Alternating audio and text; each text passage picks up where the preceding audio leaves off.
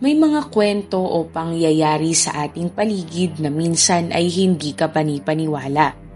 Mga kwentong labis na nakamamangha at hindi maipaliwanag ang pinagmulan, kung kaya't iniisip ng marami na hindi ito totoo. Gayunpaman, ang kwentong ating tatalakayin ay natunghayan ng maraming saksi at nagpasalinsalin ang kwentong ito hanggang sa umabot sa ating henerasyon at sa mga susunod pa. Ito ang nakamamanghang kwento ng dalawang berdeng bata sa Woolpit, Suffolk na matatagpuan sa Inglaterra. Ang dalawang batang may kakaibang kulay ng kutis ay nabuhay noong kalagitnaan ng ika-12 siglo sa panahon ng pamumuno ni King Stephen sa England. Bagamat naiiba ang kanilang kulay at ginagamit na pananalita o lengguwahe, ang dalawang batang nadiskubre sa bayan ay katulad pa rin ng anyo ng mga tao. Ang kanilang kwento ay nananatiling puno ng mga haka-haka at nababalot ng misteryo. Ang Woolpit ay isang nayon sa Suffolk, England. Ang mga naninirahan sa Woolpit ay kilala sa pangangaso ng lobo o asong gubat at sinasabing sa kanilang lugar ay maraming hukay na patibong sa mga lobo o wolf pit kung tawagin sa Ingles, na siyang pinagmulan ng pangalan ng kanilang nayon na Woolpit. Ayon sa mga scholar na si William ng Newburgh at Ralph ng Coggeshall, isang araw ay nabigla ang Woolpit nang mula sa hukay ng lobo ay may lumitaw na isang batang lalaki at isang batang babae na berde ang kulay ng mga balat.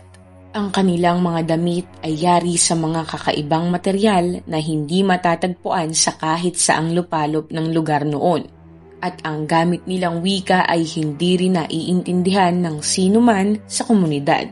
Ang paggalito at pagkamausisa ay natural na sumiklab sa mga taga-nayon, habang sinisikap nilang alamin ang pinagmulan ng mga misteryosong batang ito. Ayon sa mga isinulat ni Ralph, pagkakita sa mga bata ay agad silang dinala sa tirahan ni Richard de Calne. Sila ay inalok na kumain, ngunit paulit-ulit nilang tinatanggihan ang lahat ng ihain sa kanilang harapan na nagpapalalim ng kuryosidad ng mga tao sa Woolpit. Ang pagtanggi nilang kumain ay tumagal ng ilang araw hanggang sa sila ay nakakita ng hilaw na mga buto ng gulay sa bakuran na agad naman nilang kinain. Ang kakaibang kagustuhan sa pagkain ito ay tila nagpatibay sa hinala ng mga tao na ang mga batang ito ay tunay na mga estranghero na mula sa malayo at kakaibang lupain.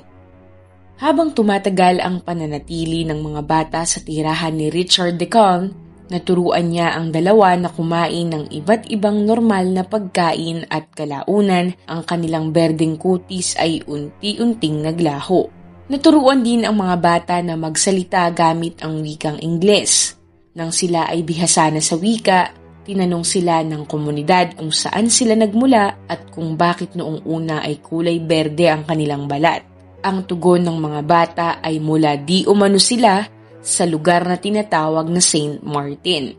Walang araw sa kanilang pinanggalingang lugar, ngunit may liwanag na tulad ng dapit hapon at lahat ng mga naninirahan doon ay may parehong berdeng kulay tulad ng sa kanila. Ayon pa sa mga bata, wala silang ideya kung paano sila nakarating sa Woolpit.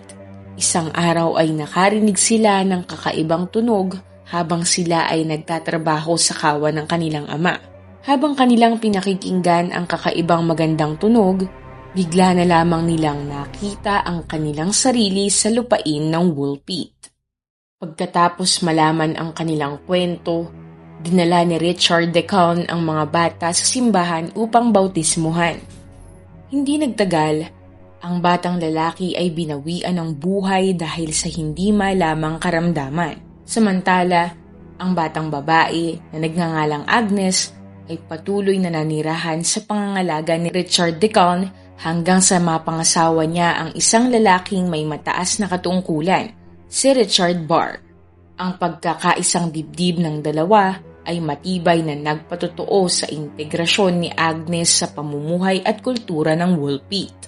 Gayunpaman, walang dokumento ang naisulat na naglalaman ng mga tiyak na detalye ukol sa buhay ni Agnes pagkatapos ng kanyang kasal. Walang mga karagdagang salaysay o tala na nagbibigay ng liwanag sa kanyang buhay bilang asawa ni Richard, kung sila ba'y nagkaroon ng mga anak o kung ano na ang nangyari sa kanya kalaunan. Ang kanyang nahanap ng normalidad sa buhay at pagkawala sa kasaysayan ay nagdulot ng lalong malalim na misteryo sa kanilang kwento. Ang interesanteng kwento ng mga berdeng bata ng Woolpit ay patuloy na nagbibigay lito sa mga historiador at sa publiko. Natapos man ang maraming siglo mula nang unang lumitaw ang kwento, maraming aspeto nito ang nananatiling balot sa misteryo. Sa paglipas ng mga taon, maraming teorya ang iminungkahi upang magtangkang bigyang linaw ang kwento ng dalawang bata. Ang mga teoryang ito, bagaman iba-iba at kadalasang haka-haka, ay pawang naglalayong ipaliwanag ang kakaibang mga kalagayan sa paligid ng mga batang ito. Ang kanilang walang katulad na mga kutis, ang kanilang unang hindi kakayahang kumain ng karaniwang pagkain, ang kanilang banyagang wika, at ang kanilang kwento ng isang natatanging daigdig na sila lang ang nakakaalam. Sa ngayon, may ilan na naniniwalang ang kwento ay purong alegorya na sumasagisag sa paglitaw ng mga sinaunang naninirahan sa bagong Normanikong Britanya, na ang kakaibang wika at berdeng kulay ay kumakatawan sa kanilang kakulangan sa karunungan, at ang kalaunang pagsasama ng batang babae ay nagpapakita ng kanilang pakikiayon sa bagong lipunan. Hindi rin maaalis na noong 12 siglo sa Inglaterra, ang mga tao ay naniniwala sa maraming alamat, pamahiin, at iba't ibang paniniwalang relihiyoso. Ang mga supernatural na bagay ay bahagi na ng kanilang pang-araw-araw na buhay. Marami ang naniniwala sa pag-iiral ng mga nilalang tulad ng mga duwende, espiritu, at iba pang mahiwagang nilalang. Bunga nito, may mga ilang kahanghangang teorya rin ang lumitaw tungkol sa pinagmulan ng mga berdeng bata ng Woolpit. Isa sa mga lumitaw na teorya ay ayon sa alamat ng Celtic na nagsasabing ang mga bata ay mula sa mga diwata o supernatural beings. Sa iba pang interpretasyon ng pinagmulan ng mga berdeng bata ng Woolpit, may ilang nagpapalagay na ang mga bito ay hindi mula sa ating mundo, kundi mga nilalang mula sa ibang planeta. Ang hypothesis na ito ay nagsasabing ang magkapatid ay mga residente ng isang malayong planeta na may kakaibang atmosphere na maaaring nagdulot ng kanilang berdeng kulay ng balat. Mayroong hindi sang-ayon sa teoryang ang mga bata ay mula sa ibang planeta na nagmumungkahi ng teorya na ang mga bata ng Woolpit ay mula sa ating sariling planeta. Naniniwala ang mga believers ng Hollow Earth na sila ay nagmula sa isang nakatagong lugar sa ilalim ng ating mundo, kung saan maaaring hindi ito naaabot ng liwanag ng araw, katulad ng sa ibabaw ng mundo na siyang nagdulot upang maging kulay berde ang kanilang kutis. Ang isa sa pinakatanyag at makatotohanang teorya ay ang teoryang nagsasabing ang mga bata ay nagmula sa lahing Flemish.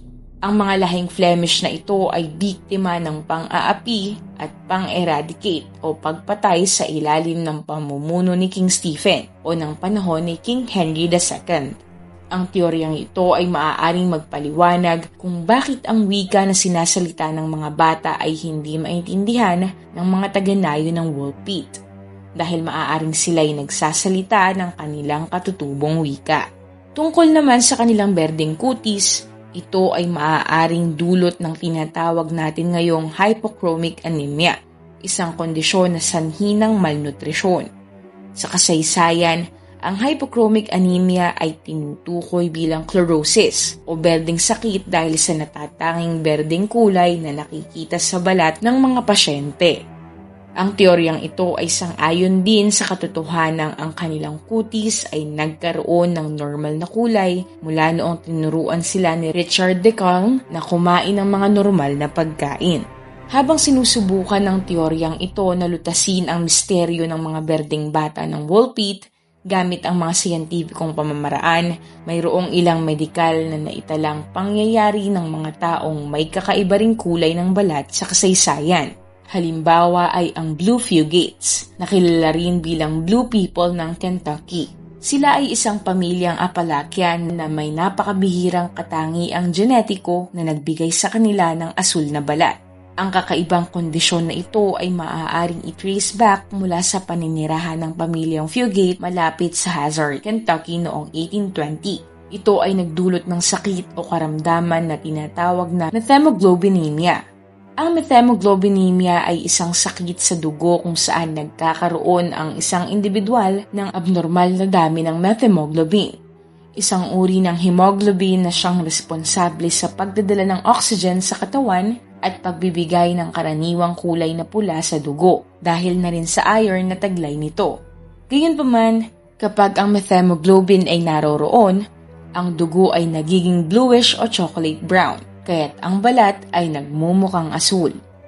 Ang kwento ng pamilya ay naibunyag noong unang bahagi ng 1960s nang ilan sa mga miyembro nito ay naging subject ng pag-aaral ni Dr. Madison K. Wine, isang hematologist sa medical clinic ng University of Kentucky. Pagkatapos ng mga pag-aaral at maraming pananaliksik, natuklasan ni Dr. K. Wine na ang kakaibang kondisyon ng pamilya ay maiuuri bilang kaso ng methemoglobinemia. Bagaman ang kaso ng berdeng kutis ng mga bata sa Woolpit ay nananatiling misteryo, ang kwento ng pamilyang Blue Fugates ay nagpapakita ng mayroong mga kasong katulad nito na posible talagang mangyari dahil sa internal at external conditions. Posible kaya na ang mga berdeng bata ng Woolpit ay dumanas din ng isang katulad na sakit? Ang kwento ng mga berdeng bata ng Woolpit ay isang nakakaimpigang salaysay, puno ng misteryo at haka-haka.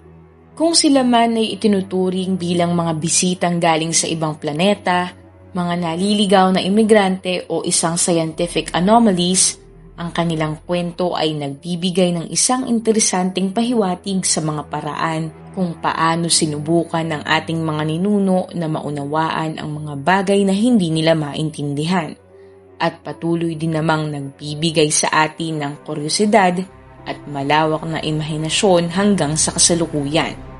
Ang kwentong ito ay patuloy na maipamamana sa mga susunod na salinlahi.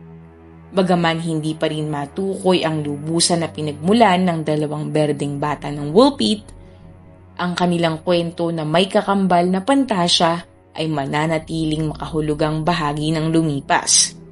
Isang kakaibang berdeng sinulid na nakaborda sa tela ng kasaysayan ng tao. Kung ikaw ay umabot na sa bahaging ito ng video, maraming salamat sa iyo. Para sa iba pang istorya, huwag mong kalilimutang mag-subscribe sa aming channel, at kung may nais kang ma-feature na kwento na sa tingin mo ay angkop sa channel na ito, maaari mo itong isulat sa comment section. Ito ang Tagalog Bizarre Story Archives.